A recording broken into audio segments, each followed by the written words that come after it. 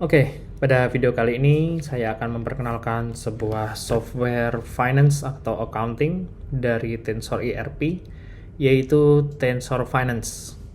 Tensor Finance ini adalah salah satu modul yang didedikasikan khusus untuk aplikasi finance ataupun accounting ya. Pada video kali ini kita akan mencoba mengeksplor secara umum apa saja fitur-fitur yang ada di dalam Tensor Finance ini.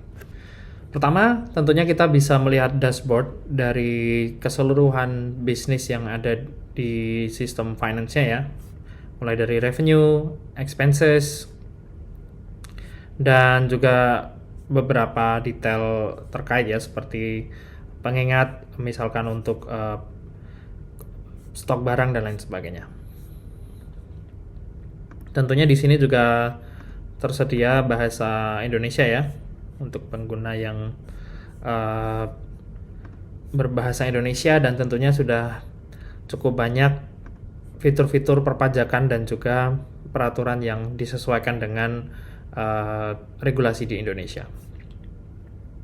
Kemudian selanjutnya kita bisa juga menyeting beberapa fitur yang terkait dengan data perusahaan ya, seperti nama, cabang.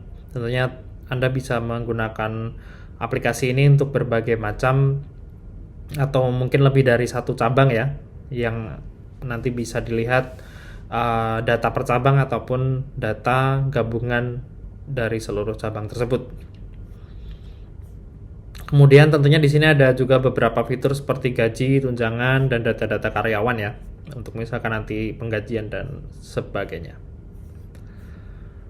Kemudian tentu saja seperti aplikasi accounting pada umumnya ya, teman-teman bisa mendefinisikan chart of accounts atau akun-akun yang bisa disesuaikan dengan kebutuhan dari industri teman-teman masing-masing ya. Tentunya sudah tersedia template-template yang disesuaikan dengan perusahaan masing-masing. Penggunaan chart of account yang tentunya mungkin bagi teman-teman yang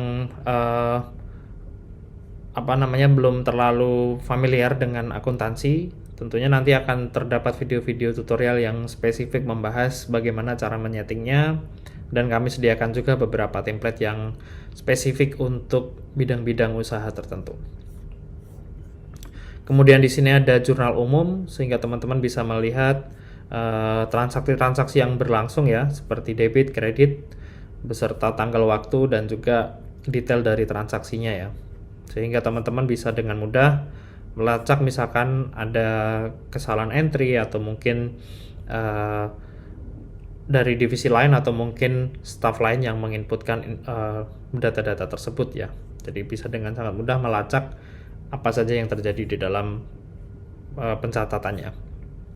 Kemudian ada fitur kas ya dan bank yang memungkinkan teman-teman untuk menginput beberapa transaksi ya secara manual, misalkan seperti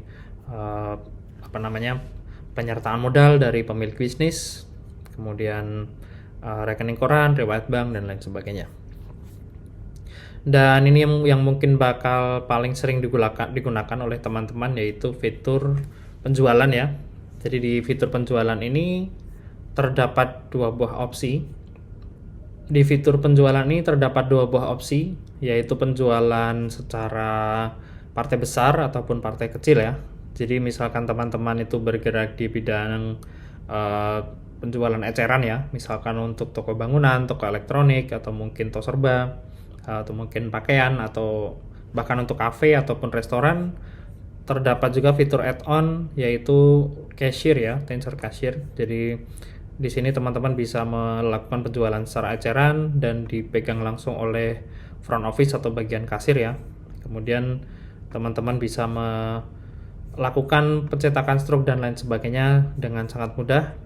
Yang tentunya transaksi ini dicatat oleh Tensor Finance. Kemudian untuk penjualan partai besar, tentunya di sini ada beberapa fitur utama seperti pembuatan penawaran, kemudian pembuatan sales order, invoice, down payment, surat jalan, dan tanda terima ya. Jadi di sini sudah terdapat juga pembuatan dokumen secara otomatis. Jadi di setiap transaksi atau dokumen yang teman-teman buat akan terdapat fitur untuk mengedit, cetak ataupun menghapusnya ya. Jika teman-teman mengeklik cetak, akan secara otomatis tergenerate dokumen, misalkan untuk quotation ya atau penawaran, yang tentunya di sini ada detail harga, pajak, kemudian ada detail syarat dan ketentuan, dan mungkin ada tanda tangan dan lain sebagainya, yang bisa tentunya masih bisa di-adjust ya sebelum di-print. Di sini teman-teman bisa langsung ekspor ke PDF ya, misalkan sudah ingin dikirim ke email atau mungkin di-print gitu ya. Kemudian tentunya masing-masing sub modul ini akan saling terhubung ya. Misalkan pembuatan pesanan penjualan, nanti sudah ada beberapa detail dari klien-klien yang sudah terdaftar atau mungkin bisa membuat baru, misalkan klien atau mungkin data tersebut belum ada. Dan di sini misalkan ada faktur penjualan dan lain sebagainya, nanti akan terhubung dengan dokumen-dokumen lainnya ya. Jadi misalkan ada sebuah penawaran, terus kemudian ada pesanan penjualan, ketika nanti sudah dibayarkan, nanti statusnya otomatis akan berubah ketika penjualan sudah dilakukan, penerimaan penjualan dan lain sebagainya gitu ya. Yang tentunya semuanya akan saling terhubung.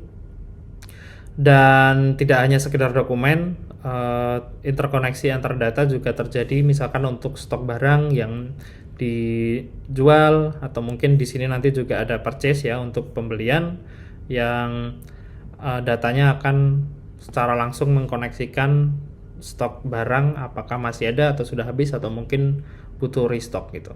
Oke, untuk pembelian ini juga cukup krusial ya untuk partai besar, misalkan teman-teman itu bergerak di bidang grosir atau mungkin misalkan toko bangunan atau sejenisnya ya, masih teman-teman kan membutuhkan yang namanya pembelian barang ke supplier. Nah, ini teman-teman bisa memilih supplier, kemudian bisa menerbitkan PO untuk mengirimkan barang, dan tentunya ada fitur-fitur lain yang cukup detail ya dan otomatis untuk membuat dokumennya, seperti penerimaan barang, faktur pembelian, DP pembelian, retur, dan juga detail dari data dari pemasoknya gitu ya. Dan di sini juga sudah terdapat fitur untuk inventaris atau warehouse. Jadi di data warehouse ini teman-teman bisa melihat gudang-gudang yang lebih dari satu ya, misalkan ada gudang belakang atau mungkin ada gudang fabrikasi atau mungkin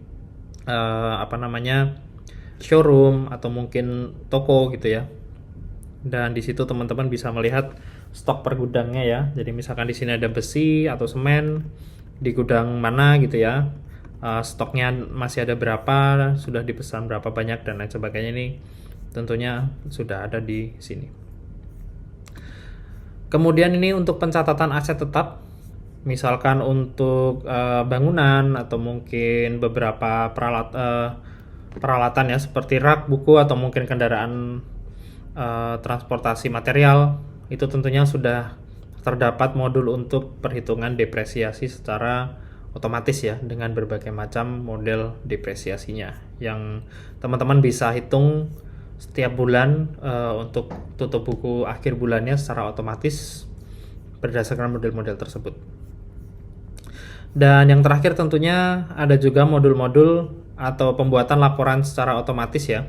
Misalkan pembuatan laporan laba rugi gitu ya, tentunya Anda bisa buka di dokumen atau Anda print. Kemudian ada neraca, balance sheet gitu ya. Atau mungkin misalkan untuk perpajakan teman-teman bisa menghitung beberapa perhitungan utang pajak dan lain sebagainya ya. Jadi tentunya ini bisa disesuaikan berdasarkan bulan yang ingin dihitung gitu ya. Misalkan untuk PPN, masukan, keluaran, atau rekonsiliasi kurang lebih dan lain sebagainya. Itu mungkin sekilas perkenalan tentang Tensor Finance. Tentunya di video-video lainnya kita akan mencoba membahas lebih detail ya terkait dengan penggunaan Tensor Finance ini pada berbagai jenis usaha yang mungkin bersesuaian dengan usaha Anda. Terima kasih sudah menonton.